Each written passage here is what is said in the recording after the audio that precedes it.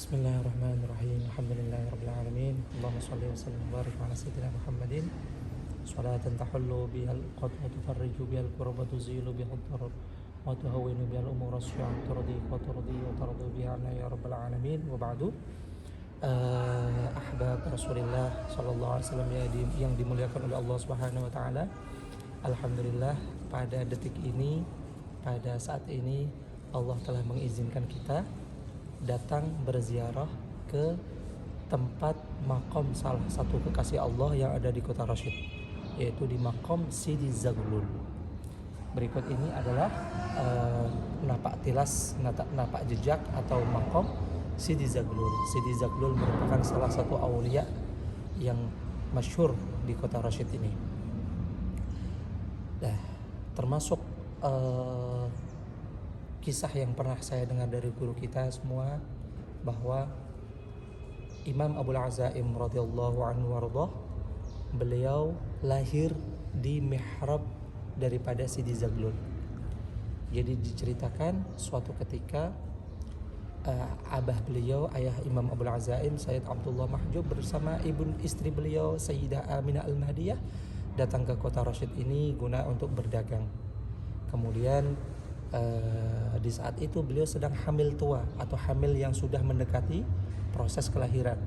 Nah, ketika beliau berdua sedang ziarah di dalam makom Sidi Zaglul ini, kemudian Allah memberikan izin saat itu detik di mana Al-Imam Abul Azaim dilahirkan, sehingga Imam Abul Azaim lahir di dalam mihrab ini, atau lahir di saat ibunda beliau sedang ziarah di dalam makom Sidi Zaglul.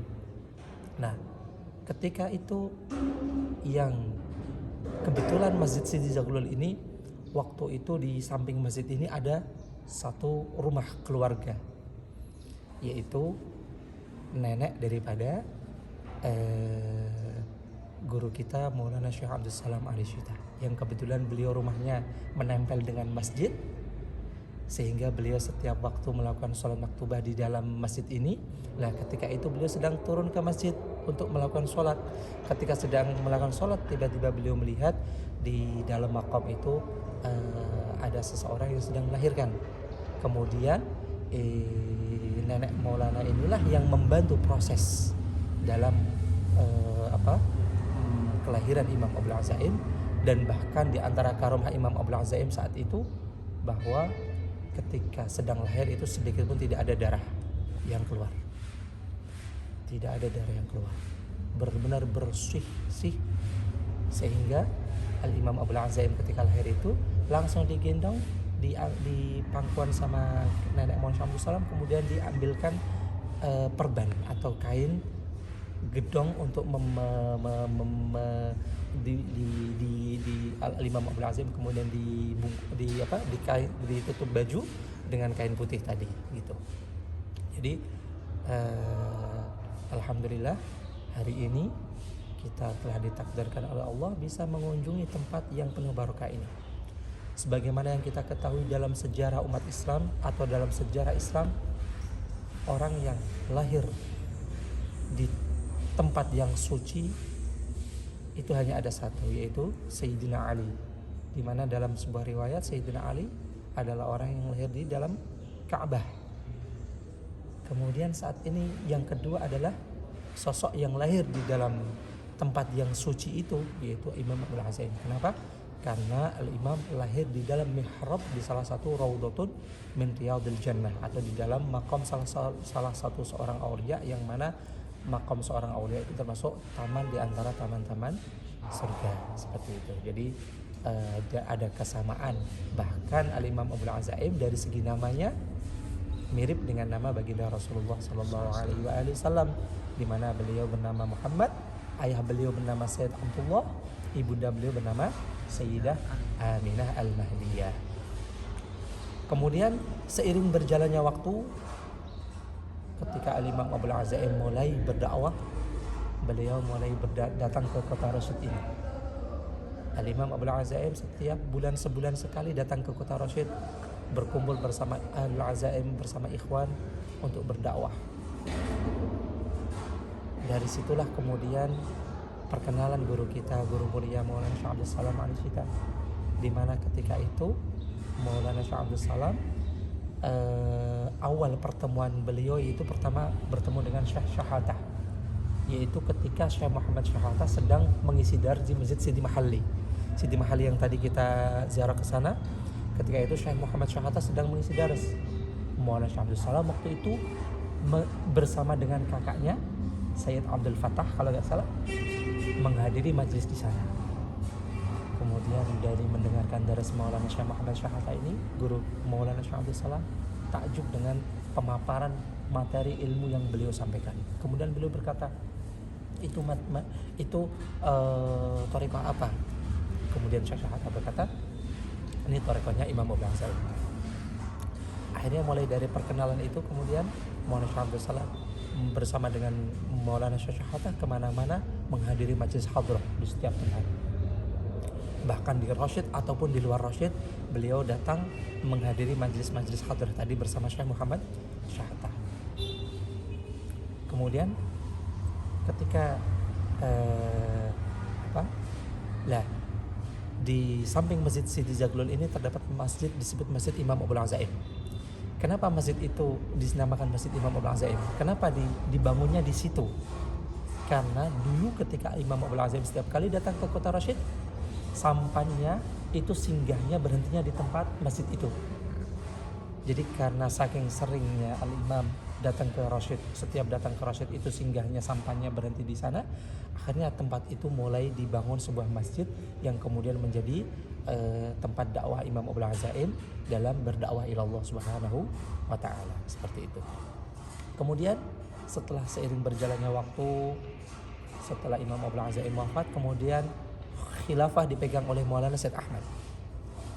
Ketika di era Said Ahmad pun beliau mengikuti meneruskan jejak dakwahnya Imam Abul Azaim, sehingga beliau setiap sebulan sekali beliau datang ke kota Rasyid menemui para ikhwan Abul Azaim, kemudian iqamatul hadrah, iqamatul azkar, kemudian beliau mengisi dars kepada ikhwan Abul Azaim. Nah, di mana kita tahu setiap kali Maulana Said Ahmad datang itu pasti datangnya di Masjid Sidi Zaglul ini. Dan ketika Said Ahmad hadir, seluruh Ahlu Rasyid, seluruh masyarakat Rasyid aktivitas berhenti karena ingin menyambut kedatangan Said Ahmad. Jadi setiap kali Maulana Said Ahmad datang ke Rasyid, seluruh warga Rasyid di sini semuanya akan berhenti dari aktivitasnya. Mereka berbondong-bondong datang ke Masjid Sidi Zaglul, ingin menyambut kedatangan Said Ahmad, ingin menghadiri majlisnya Maulana Said Ahmad. Nah, di antara yang ikut hadir ketika itu adalah siapa? Syekh Mustafa Naimah, kakek daripada guru mulia Maulana Syekh. Karena majelis itu benar-benar ramai, penuh dengan masyarakat, sehingga sulit bagi beliau untuk bisa berdekatan dengan Said Ahmad. Sehingga Maulana Syekh Muhammad Syekh Mustafa Naimah itu beliau hanya memperhatikan Said Ahmad itu dari kejauhan. Dari kejauhan beliau duduk di kursi di tengah, kemudian jamaah yang hadir penuh padat. Maulana Syekh Mustafa Naimah, kakek guru kita Maulana, beliau memandangnya dari jauhan. Dan ketika pertama kali Syekh Mustafa Naimah melihat sosok wajah daripada Maulana Said Ahmad Abul Azaim radhiyallahu anhu warḍah, beliau seketika itu langsung dalam hati beliau memiliki mahabbah tinggi kepada Said Ahmad, dan langsung hati beliau itu benar-benar jatuh hati kepada Maulana Said Ahmad, karena Maulana Said Ahmad sosok tipikal al-insan kamil fi hadzal zaman. Said Ahmad sosok tipikal al-insan kamil fi hadzal zaman. Beliau sosoknya Jamal Yusufi, memiliki jamal keindahan ketampanan Nabi Yusuf dan jamal khuluqil Muhammadi. Jadi memiliki jamal Yusuf, secara fisik memang jamal indah, perawakannya tinggi, kemudian akhlaknya akhlak Muhammadi, seperti itu. Ketika pertama kali Maulana Syekh Mustafa melihat Said Ahmad ini, kemudian beliau seketika langsung berdoa, berazam, bila nanti suatu saat beliau keluar janggutnya, nanti saya ingin janggut saya seperti Maulana Said Ahmad Abul Azaim. Makanya kalau kita lihat foto kakek Maulana Syekh Mustafa radhiyallahu anhu warḍah, nanti ada kemiripan dalam menata janggutnya seperti dengan Maulana Said Ahmad Maudi Abul Azaim. Jadi pertemuan itu sudah hubungan kakek Maulana dengan Al-Imam Abul Azaim, Maulana Sya'ala dan Maulana Syekh Abdul Salam itu sudah min sabiqatul husna, sudah ada sejak lama. Dimulai dari kakek Maulana, nenek Maulana Syekh Abdul Salam ketika membantu proses kelahiran, ya kan? Dan juga kakek Maulana Sya'ala ketika bertemu dengan Maulana Said Ahmad di Kota Rasyid ini.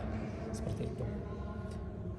Jadi itu mungkin sekilas kisah yang bisa kita muzakarah. Ingat di sini, ya mudah-mudahan kita semuanya dikumpulkan dan bersama mereka di dunia dan di akhirat. Mudah-mudahan kita dikumpulkan, keluarga kita, ahlul bait kita semuanya mendapatkan wirasah Muhammadiyah sirfan kulliyah, wirasah Muhammadiyah kamilah kulliyah bi barakati Imam az-Zaman Imam Abul Azaim radhiyallahu anhu warḍah ala hadhihi niyyah as-salihah wa li kulli niyyatin salihah al-Fatihah.